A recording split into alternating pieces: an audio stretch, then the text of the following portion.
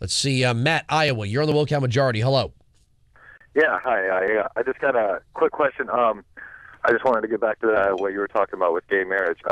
Were you against Brown versus Board of Ed? Do you think that was a bad decision by the Supreme Court? I don't think you can compare the two. I'm not gonna play that juxtaposition with you. The reason you can is because it's if you allowed the states to vote on whether they thought blacks and whites should go to the same school, that's you wouldn't even came close. All the states most of the states would have had them still separate at that time.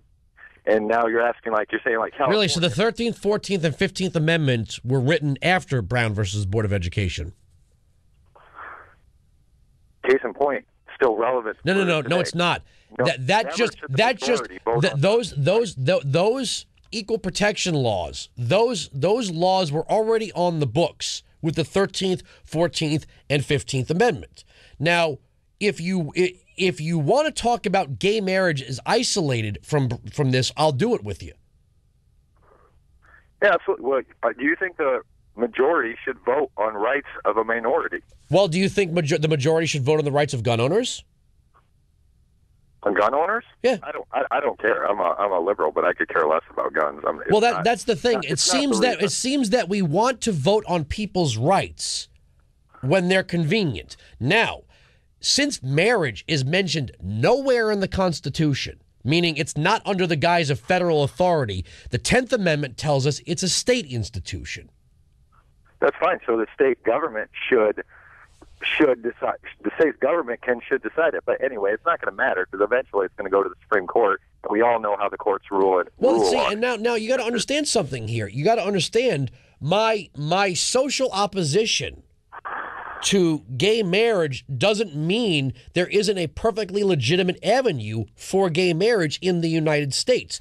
The only problem is when you look at it as a state's issue, people are going to say, well, if I'm a gay couple, if I'm in a gay relationship and is it legal in Iowa right now? Did you guys just legalize it? Yeah, it is. Yeah, okay. So let's say somebody from Nebraska comes to Iowa. A couple comes to Nebraska, to Iowa from Nebraska, and they get a gay marriage license, and they go back to Nebraska and say, you guys have to recognize our gay marriage license. That's one of the reasons why it doesn't work as a state issue, Well, but that's how it works with all other licenses. If you want to apply the Constitution, Article 4, Section 2, the citizens of each state shall be entitled to all privileges and immunities of the citizens in the several states. If you want to say that a marriage license must cross lines, I'm comparing this to the gun issue because this is a question of licensing. Oh, yeah. The Pandora's box that gets opened here is if we're going to say that licenses must cross state lines, you can't say when it's convenient for my agenda. Mm-hmm. So I can't. Here's the thing: I can't find any warrant in the Constitution that says that gays can't get married. I can't find it. What I think and what the Constitution says are two totally different things. So as somebody who deeply believes in the wisdom of the Constitution, even when it's something I might not like, I have to tolerate it. I have no other choice. That's the rule of law. The rule of law. As a Democrat, I tolerate the Second Amendment. I don't really. But I don't care. It doesn't matter if you tolerate the Second Amendment. It's in the Constitution. That's there. That is the rule of law. The Supreme Court's. I don't fully agree with the Supreme Court's interpretation of it, but it's not a. But here's the thing: where in Article 3 do you find the power of the Supreme Court to interpret it?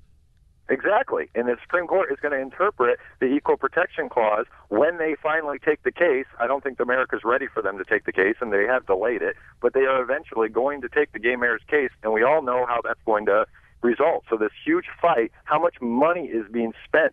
We all know the hundreds of millions. Well, you know what the failing problem, you know what one of the biggest setbacks was? What's that?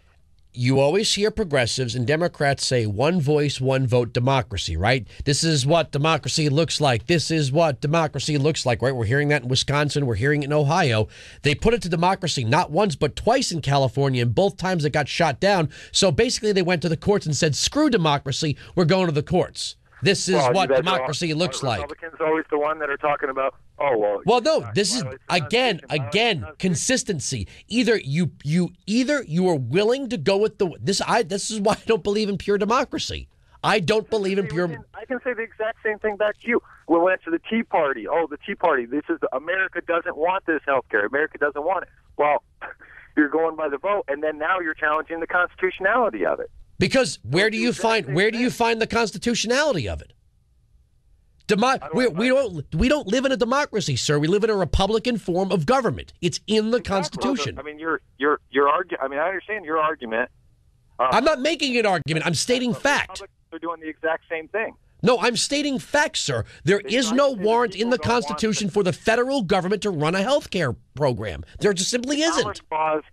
The Commerce Clause gives Congress the power to regulate. Right. It gives them the power to regulate, not run it.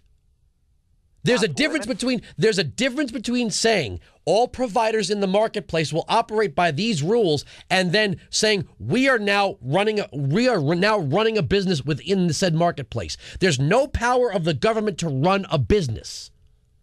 The government's not running the business. If the government is running the healthcare system, it is in fact running a business. It's not running the healthcare system. It's regulating it. Okay. Thank you very much for the call. You have a very, very nice day.